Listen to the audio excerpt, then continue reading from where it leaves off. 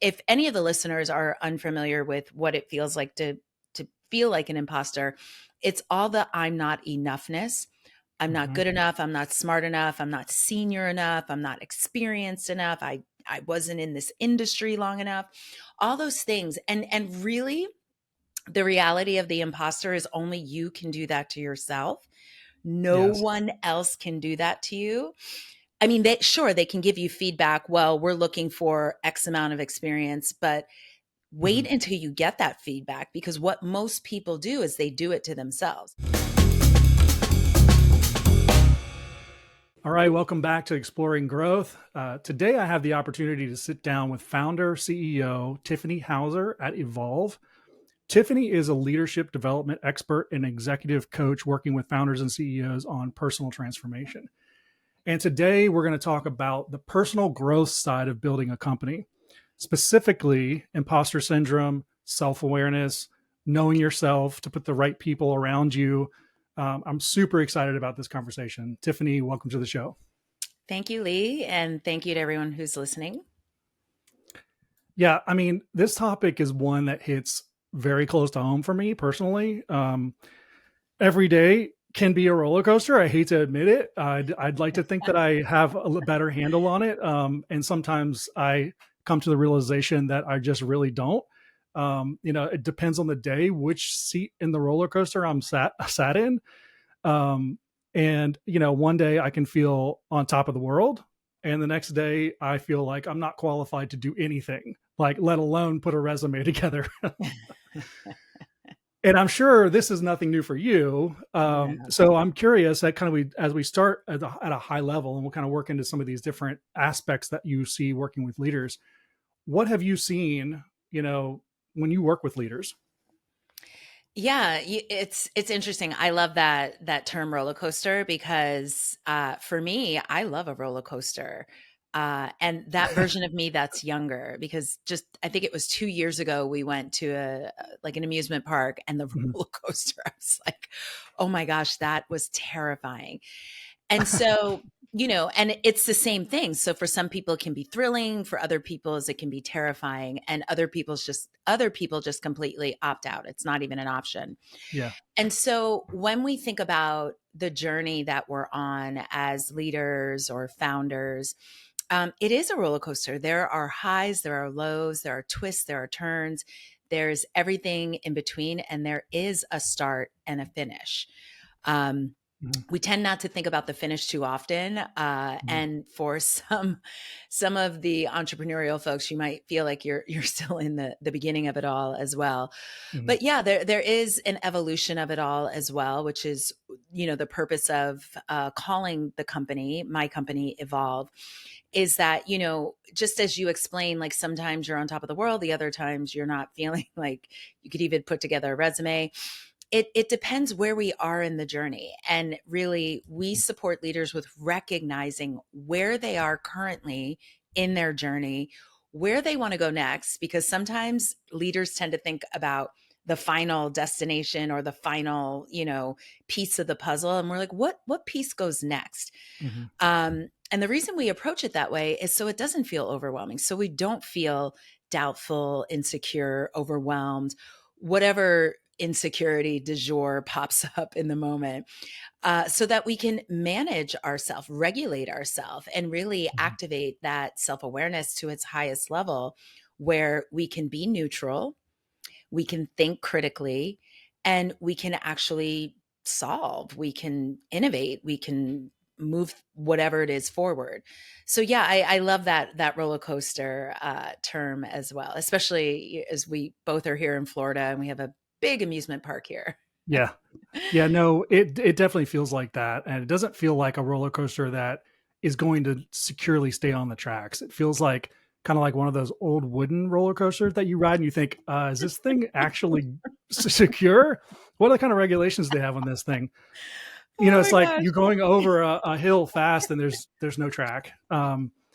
It's been put many ways, but the reality of owning and running a company and managing a team and trying to grow is that there's just a lot of pressure. The pressure is real. I mean, this is the hardest thing that I've done in my life. I mean, running a company, it the stakes are very high and the stakes are very real. And when you have the weight of all of that on you, especially when you lay your head down at night and somehow the devil creeps in and starts to make you think, all of these things are going to go wrong and, starts to get wonky. It's really difficult to keep the mindset that you're describing, this sort of balanced, maybe, objective or level headedness. It's really difficult to keep that when you are trying to keep your team employed because they're great people, they do great things, but the revenue is slumped. Or you're trying to grow to that next level and you're not sure if you have the capability of becoming the CEO of the company when you've been handling some of the more tactical type of things. um, let's talk about mindset. I mean, this idea of just being tossed to and fro from feeling like we're going to accomplish a lot of things and we're nothing's going to stop us to I'm a horrible human being. Yeah, and I love, when we use the word mindset, Mhm, because sometimes people call it their belief system or their thoughts, and mhm, really, I love the term mindset because of the second part of it, set. And really, we can set it, reset it, shift it at any moment. And this is the biggest area we work on with leaders and founders is your mindset, because our philosophy is, and a lot of transformational coaches and strategists will tell you this, you could have the best strategies, the most talented people, you could have all the funds in the world, yet if your mind or your energy or your focus is in a detrimental space, mhm, those strategies, that talent, those resources aren't going to get you as far as they could, or they might, yet you and your team are going to feel that pain, that burn. If mhm, your energy is focused on, one of the areas we call detrimental energy is scarcity. mhm, And that scarcity does fuel a lot of people's insecurities. And scarcity is, we don't have enough, there's not enough, it's impossible. We're figuring out all the ways we can't, we don't, it's not going to happen, rather than, and it's really simple in our work. We always say take a step left, and it's mhm. figuratively, but if we're Sure. working in person, we will have you get up and literally take a step to the left. Mm, And really, because what's in front of you right now, if that's how you're looking at it, that's fine. There's nothing wrong or bad. Yet if you literally figuratively take a step to the left, you're in a new moment. There's a new space. That energy only follows you if you bring it with your mind and your attention and your energy. mhm. And so, yes, it can be incredibly, it is, we both know it is incredibly challenging to be Yeah. an entrepreneur, to be a high level senior executive in an enterprise company. And it's really because the visibility is high and the responsibility is high. It's just those two factors, nothing else. You Mhm, got high visibility and you have high responsibility. And that's when these insecurities, such as feeling like an imposter, feeling as if you're, and if any of the listeners are unfamiliar with what it feels like to feel like an imposter, it's all the I'm not enoughness. I'm not mhm. good enough. I'm not smart enough. I'm not senior enough. I'm not experienced enough. I wasn't in this industry long enough. All those things. And really, the reality of the imposter is only you can do that to yourself. No Yes. one else can do that to you. I mean, they can give you feedback. Well, we're looking for X amount of experience, but wait Mhm. until you get that feedback, because what most people do is they do it to themselves.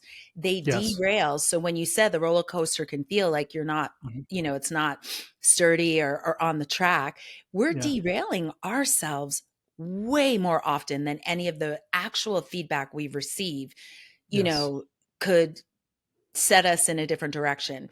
And so it's important for us to remember the mindset piece of it is all about where your energy, your attention, your focus is in the moment, because that set part, you could reset, Mhm. take a step to the left, and it's really that simple. You can be in a new state of mind. Yeah. Yet most of us are not conditioned to do that. And most of us don't believe that is possible. So Yes. that's when we take a deeper dive into your belief system, which we won't get into right now. Yeah. And we don't go there right away with our clients, getting deep into your Sure. belief system, but Sure. we give you the higher level pieces first before we peel back another layer to go deeper Sure. with it. Well, yeah, I mean, I've experienced all of that many, many times personally. And I can think of one just recently where we are working on kind of our positioning, maybe, strategy of how we're going to market with our message. And, when you start working on that kind of thing, it really, you have to dig down to the core of who are you as a Mm. company. And since I have a small company, it's who am I, right? It's really kind of all very much intertwined. Hmm. And rebuilding the website and doing some things that are very visible, that are going to show that we've done this work internally in the company, but internally within ourselves. Yep. We're putting ourselves back out there, and you feel like I felt on top of the world, because we had reimagined who we are. Not like black and white, but we've revised it, and we feel like we're more in control of our destiny. And literally an hour later, I'm looking around at other companies, and I find a company that's very similar, doing something very similar to what we're doing, but they have just knocked it out of the park. And that comparison is sort of what I'm drawing from what you're saying, deflated me. And I went from we're more in control of our destiny, think we're going to win more deals, things are going the right way, to what are we even doing? We cannot get this right. Like, these Yeah. people are killing it. Now, to your point Mhm. about taking a step left, I was able to catch myself and like kind of detach from what I was doing and say, okay, wait, you just had this moment of progress, this moment of growth that is meaningful. And I've had many of these in the past that brought me here. And yes, okay, maybe there is another company out there that's doing it better. Maybe they've found what it is that they have to do that's similar quicker, or earlier, and they've had more time to work on it. But let's take a step back and look at what they're doing. Okay, let's analyze it objectively. And when after about 15, 20 minutes, I realized that yes, they're doing all of these things very well, but we're not really competitors, because the market that they're going after, even though the services they're offering and the offering and products are the same, who they're going after is slightly different, and different enough that it doesn't really affect us at all. In Yeah. fact, all we can do is learn from what they've done that's visible and adapt what we're doing. So it makes us better, quicker, and we can continue on with that momentum. But if I Yeah. hadn't stepped back from that, I could have just said, what am I doing? Like, all these good efforts just go to crap. Yeah. And as a coach, if I was working with you right now, Mhm. my first question would be, what if they were doing exactly what you were doing and serving exactly who you were serving? What gets to happen? That's a harder question for Yeah. sure. And really that's the question, because Yeah. what is going on is the ego, which that we're getting a little technical into my work. The ego is the side of us that is, our identity. It's back here in our brainstem. Hmm. And really it is there to protect us. Yet over our life, over the course of our journey, it starts to overprotect us and overprotect us and overprotect us. Where Hmm. thank you for the protection, yet I don't need to be overprotected anymore. Yeah. And so then that's when we bring in the emotional intelligence piece of it all to bring you or me. And Lee, everything you're describing, I have these moments all the Yeah. time. I mean, I All have to the imagine time. They everyone make me does. laugh now. Right. Like, here we Yeah. go again. And so the benefit, we'll say, of emotional intelligence is being able to neutralize whatever we're in, recognizing the emotion, like, oh, I feel the imposter. Oh my gosh, I'm angry or upset or worried that somebody's out there doing the same thing. Yet your ego is making up the story that they're doing it better than you. Hmm. That's your ego first. to protect you from not going big, not taking a risk, Mm-hmm. not really, being consistent and following all the way through. That's your ego doing that. Now, when you step back into that, how did you say it? You didn't say vision, but I think it started Well, with a it's D. momentum. Did your destiny. Yeah. And Yes. you were Yes. like, we know what we're up to.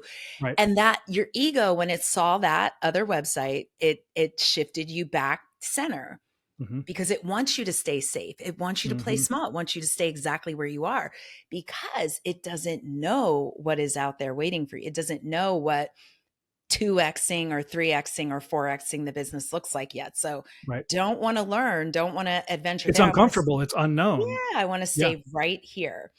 And so that's, I said emotional intelligence, but that also, when you marry emotional intelligence with growth mindset, man, you are able to check your awareness pops in right away. Mm-hmm. Oh, I see. I want to get like nervous right now because I just found a competitor. Mm-hmm. When we know from marketing classes and Mm-hmm. branding back in the day, it's you need a competitor out there. Somebody else needs to Sure. be doing it to validate that there's Completely. that issue or challenge you're dealing with is real and there is a solution. There are Mm-hmm. solutions out here. And Yeah. so when you're able to marry that emotional intelligence with your growth mindset, Mm-hmm. your resilience kicks in, the neutrality kicks in, and then really I I call it your agility. Your agility. Oh, okay, you bounce back quicker instead of Mm-hmm. having that whole 20 minutes spent on the comparison because it is not fruitful to ignore it like, "Oh, man, darn, there's somebody else doing that?" And Sure. then rather than falling into the trap of, "Oh, boy, well, scrap that. We gotta think of something new because Yeah. We have to somebody's start already doing." over. Yeah. By Which the is way just, by the way, Lee, I've done that before. I've oh, done yeah. that. Like, scrap Yeah. something amazing because I saw a website, I saw somebody doing it Yeah. and just scrapped it. Brought it back, and it's such Yeah. a great Later. product now, but Yeah. I did that. So, yeah, so it's just really, noticing, okay, I feel this way. Don't discount it or try to, some leaders think, oh, I got to suppress it, ignore it. I don't really feel that way. Right. Because the more we push that stuff down, it grows into something bigger later, maybe not in the Mm-hmm. moment. And then now debrief, work yourself through your awareness to regulate back into that space of Mm-hmm. this is our destiny. We know what we're up to. Great. We found somebody in the same market. And like you said, we learned, we saw, you might have gotten a couple of ideas. And then Mm-hmm. ultimately you discover that a little bit different. I can see how we're different or how we differentiate from each other. Right. Boom. There you go. And that happened for a reason that you found that website. Yes. Well, I can tell you, and you mentioned it, is that it validated what we're doing, because what we're doing is, from what I can tell, somewhat different than what all the other service provider vendors are offering. It's a little bit more strategic, and that's our unique advantage in the market.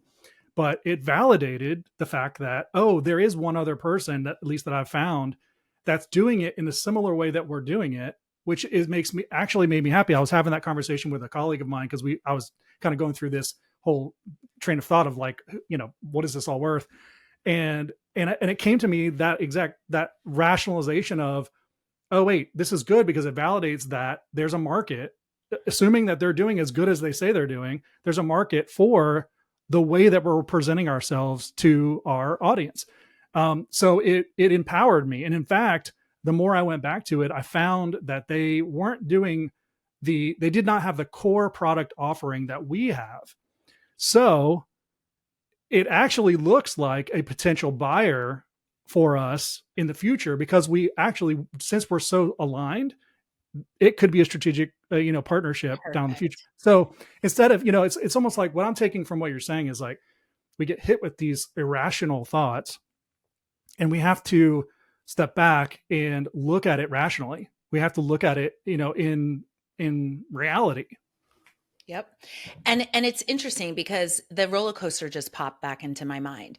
Mm-hmm. And it's going up the hill. You know how slow you go up that first hill of our traditional roller coasters? Mm-hmm. And that's when either your ego or in our work we call trust and self-worth kick in, your ego is going to be like, oh my god, oh my god, oh my god, oh my god, look at this, focusing on all the detrimental aspects. Or your trust in your self-worth will take you up with staying the course. Like, great, I already know this is going to dip, it's going to be exciting or thrilling, or it may be terrifying, but I know, I trust this journey, I trust, Mm-hmm. the path that I'm on.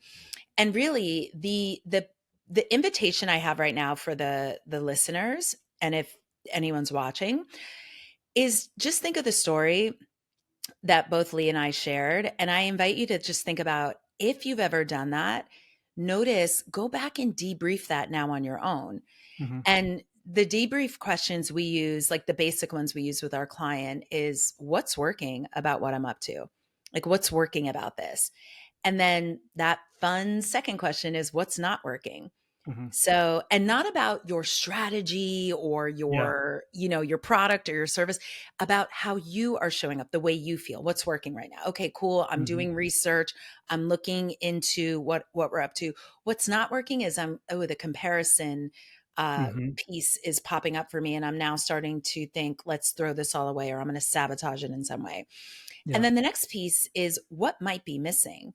So is anything missing right now? Okay, some trust, maybe some support, requesting support, or maybe taking a walk might be missing. Maybe just let's shut the computer off for a second, go somewhere, come back. Yep. And then the final question is what next, or what now? So that you could choose to stay panicked or discouraged about whatever it is you're up to or into, or you can choose to step left Mm-hmm. into what now? Okay, great. This company exists. What now? Mm-hmm. And really, now you have some actuals to work with, rather than your ego. Your ego is filled with assumptions, by the way. It's a Yeah. story making machine. And again, that machine is there to protect you. Yet in all of our cases, not most, all of our cases, our ego is over protecting us, wants to keep us where we are. And the more you're able to notice that, navigate through it, and really understand, and in the deeper work we do, we support leaders and founders with understanding, where did this come from? Where did Mm-hmm. that comparison piece come from? What was it? Was it when I was in sports? Was it my first job? Did our boss like pit us against each other? Or, we could peel back a couple different layers there, because when we find where that came from, and then you work to reconcile that or reframe that, Mm-hmm. now you're like, oh, okay.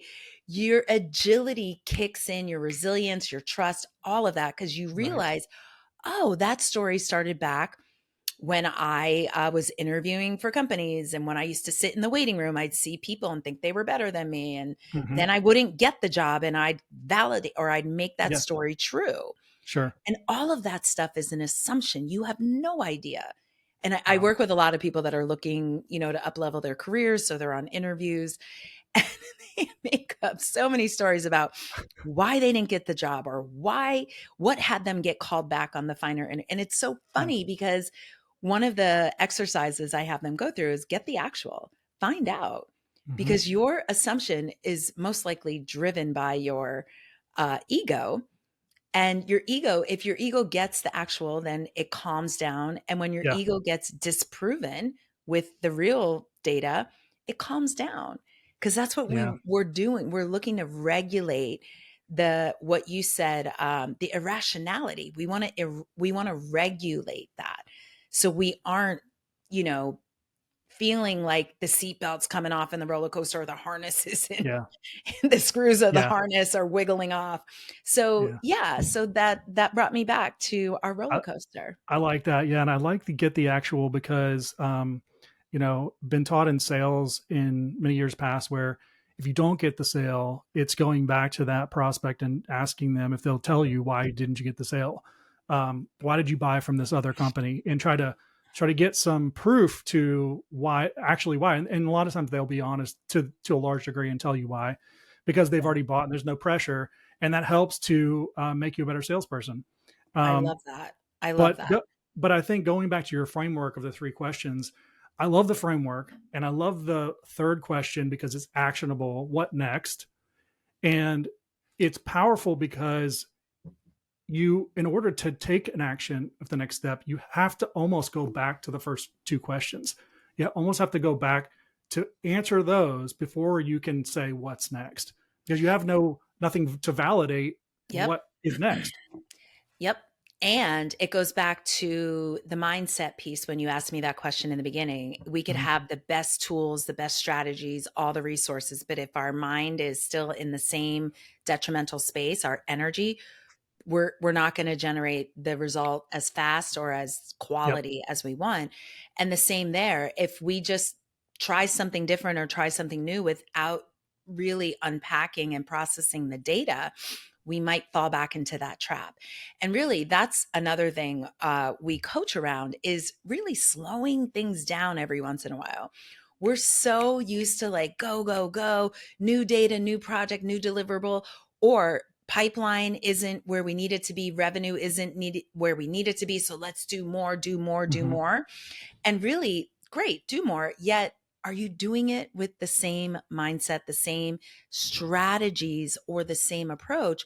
Or are you really working from new data, debriefed data, Yeah. to move things forward in a different direction in a strategic way rather than outputting all this energy and effort that keeps giving you that same result? Yeah, the getting the debrief data piece, I think that's a huge value to people listening, working with teams, getting more transparent with what is happening, what do we feel like is going wrong objectively. But going back to the mindset thing again, because you brought it up again, is it reminded me when you were saying that.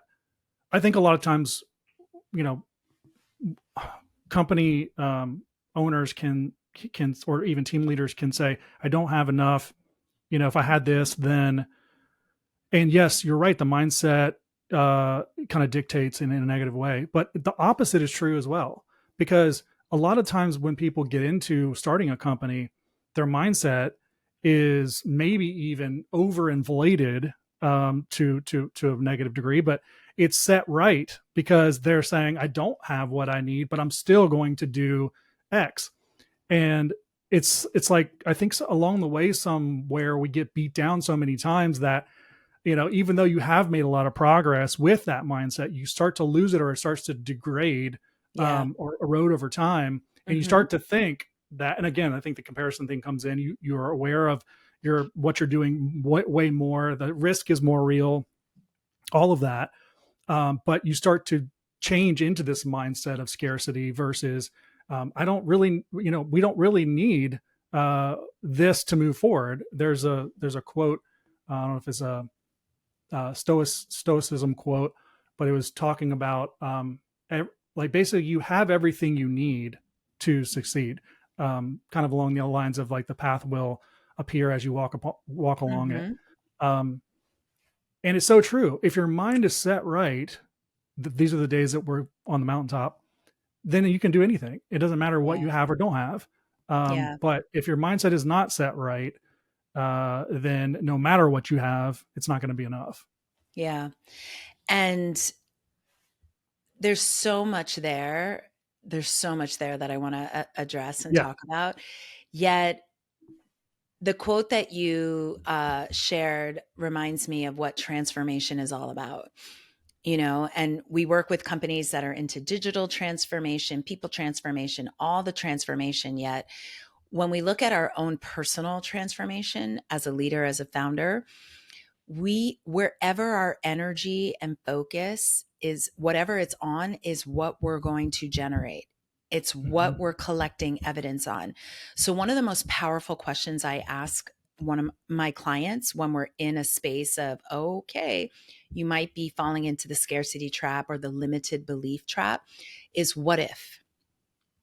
So if we say we don't have resources, we're limited. Okay, what if you did have the resources? What if you had abundance? What if there was Mhm. all the tools, all the things in place? What would happen now? Or what would happen next? Because if we keep staying and keeping our energy in the Mhm. impossibility, the limitation of it all, we're just going to be in that small bubble of limitation, impossibility. And so that's why coaching is so incredible. And you don't need to hire a coach to receive coaching.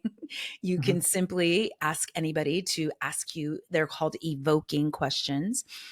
But it's wonderful, and not asking open-ended yes or no questions, but evoking questions where Mhm. you get to slow down, Mhm.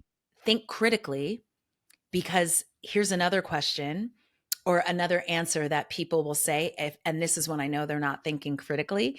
And Mhm. again, there's nothing wrong or bad or not about not thinking critically, but in my experience and research shows you will not find the new way or the way that's going to work for you until you think critically, you slow down and unpack and process it all. So when I say, well, what if, what if you did know? What if you did have? And if people say, I don't know, that tells a lot about where their energy is Mhm. and where their mindset is. And that's okay. But the next question is, what if you did know? Or if you did know, what might the answer be? Mhm. Or, let's just say I know someone in their industry, I know somebody who's in a similar space. Well, what would XYZ do? What would that person do? I don't, if it's still, I don't, what do you think they might do? Because my role as a coach is to bring you out of the detriment, out of the Mhm. scarcity, out of the limitation, so you can get back up into neutral first, Yeah. and then ultimately up into the real innovative, creative, problem solving, critical thinking space that Right. can move you forward. I'm all about Yeah. progress. I want to move you forward. And if you're a business owner or running a business, I don't doubt or I know that you want to move things forward. Yeah. And really, we behind the scenes we call it stinking thinking, and I'm Yeah. sure you've heard that before. That's really strong for a lot of people. They're used to the stinking thinking, and it's Sure. not coming from their business journey. It's coming from the way they were raised, the things that happened over the course of their life that they decided to collect that evidence over the different set of evidence. And Sure. it's really shocking because Mhm. transformation, the research shows it takes about 90 days to change a habit or change a belief, change Mhm. an actual pattern around thinking. And so when we think about the doing, oh, we did this, it didn't work, forget it. I know that didn't take you 90 days to make that. You got to try that again and again. And Mhm. the research also says, I think you need to try something at least 20 times. And I know a lot of my entrepreneurs or even my salespeople that are listening right now, you're like, 20 times? I can't receive 20 no's from the same person. Listen, ask any of the top salespeople you know. A no is a wonderful thing. I'll take a no any day over Mhm. being ghost, being told, oh, send me an email, send me the detail. It's like, okay. And so where are we Mhm. going with that? That's right. And so I love also that you brought in the sales process as well, because sales is all about running a business and building the relationship and also understanding, okay, that didn't work. Where do I get to go? Not what do I get to Mhm. do, but where do I get to go next? What worked about it? What didn't work? Was anything missing? And now what's next? Rather than thinking, oh, they don't want it, or they don't have the budget, or it's not a right fit, their timing. That could be the answer. Yet the more we are committed to digging a little further, doing that, slowing things down to dig further, that's where the gold is. Yes. And, we even have when people tell us to send them, information or let's follow up in a month, we have a survey we send out to grab that critical info. It's literally it's not Mhm. like 20 questions, but we want to know. And we even ask them before finishing the call, Mhm. I would love to learn from this conversation. Are you open to this Yeah. survey just so we can learn? And I would say about 60% of people fill it Mhm. out, and we learn so much because Yeah. one of the questions we put on there is, on a scale of 0 to 10, what is the possibility of us working together? So we walk away with like send me information and we think, oh my God, it's going to be, yeah. And they have no interest in working with us. Or we walk Or the away with, opposite. yeah, send me the Yeah. information. We're like, ah, that didn't work. Like they didn't Yeah. want to buy today. Mhm. And yeah, so I love the sales Yeah. example as well. as we're talking through all of this, the central sort of topic that comes to mind that I think for me can a lot of times tie a lot of this together is, we've all heard that it's lonely at the top. That is real. And the higher you are, the more lonely you get, the more the pressure becomes, the more responsibilities are there for everything below you.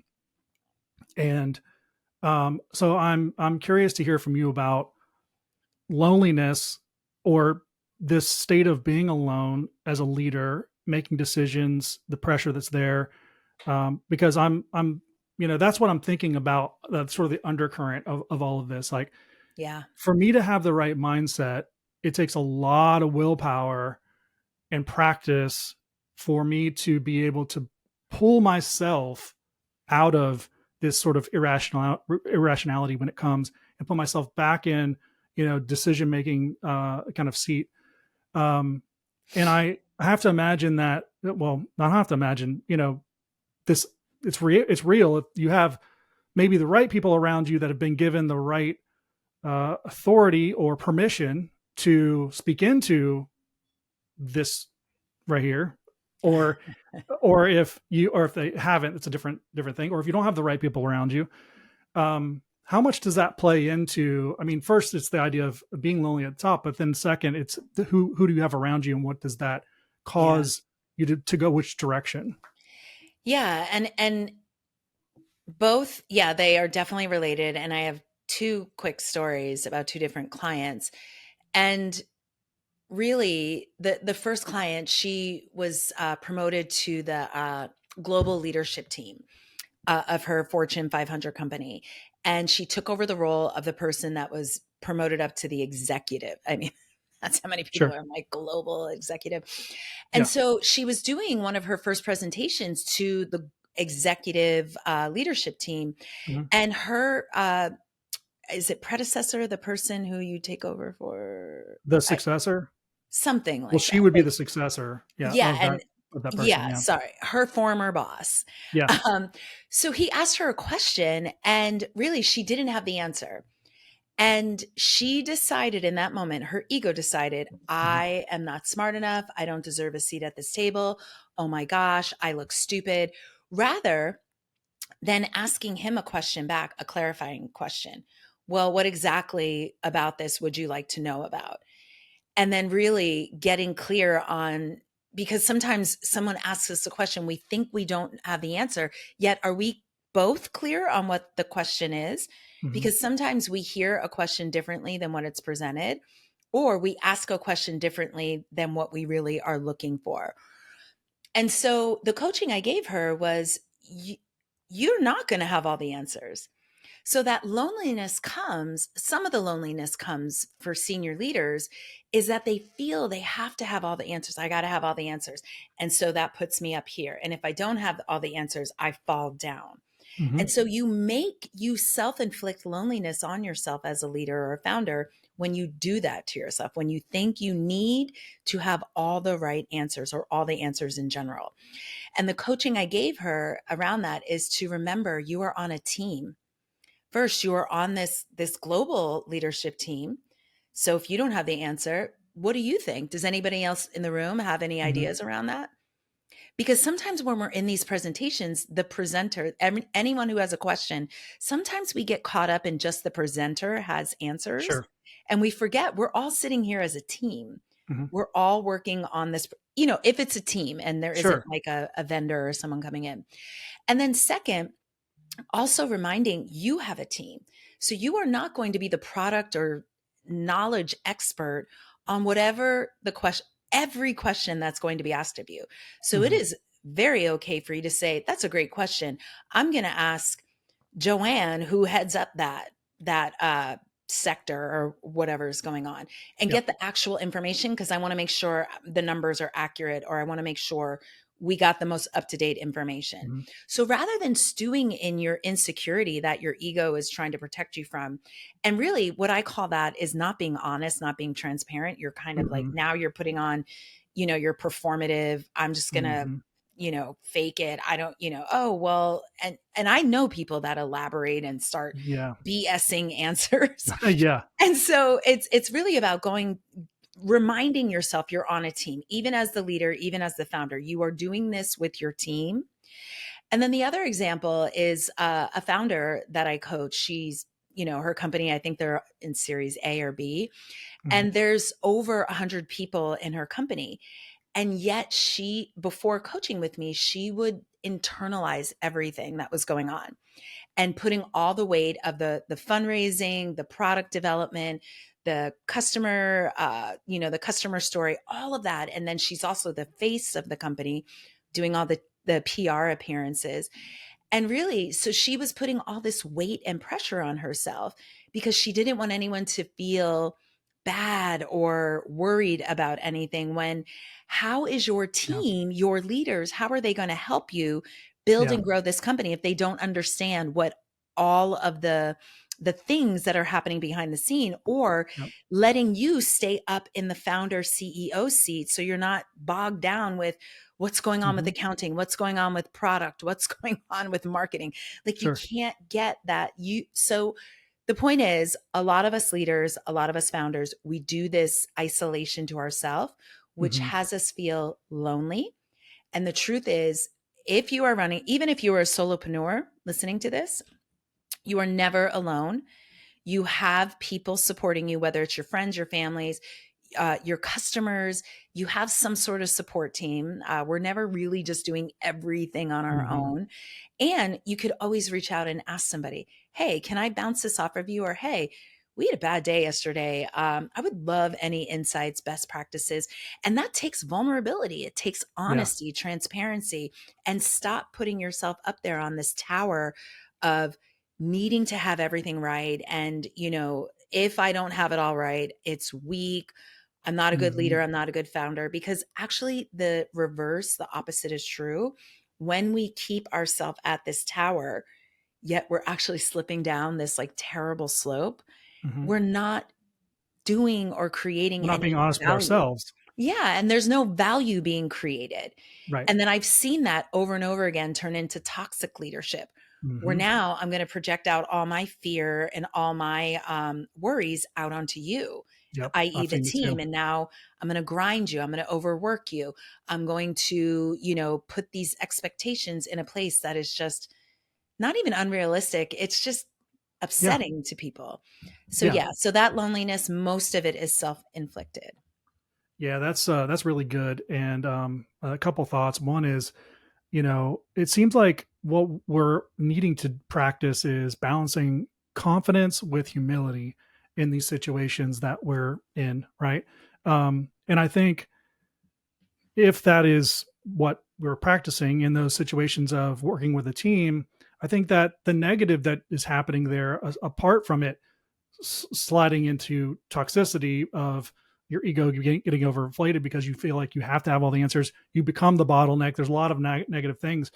You're also not empowering your team to support you, or to take ownership over their role, and to kind of flourish into who they should be as a team to support you. So I think that not being transparent, not being vulnerable to the degree that you need to be in those situations hurts you. It hurts you as a leader. And it could potentially have all the things that you think negative are going to happen actually Mhm. happen because you've created them. Yeah.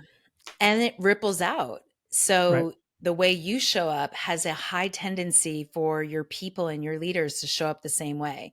Hmm. So I always say to my clients in the beginning when we first meet, I'm like, I'm not surprised that your team feels or acts this way, because that's where your energy, that's where your focus is right now.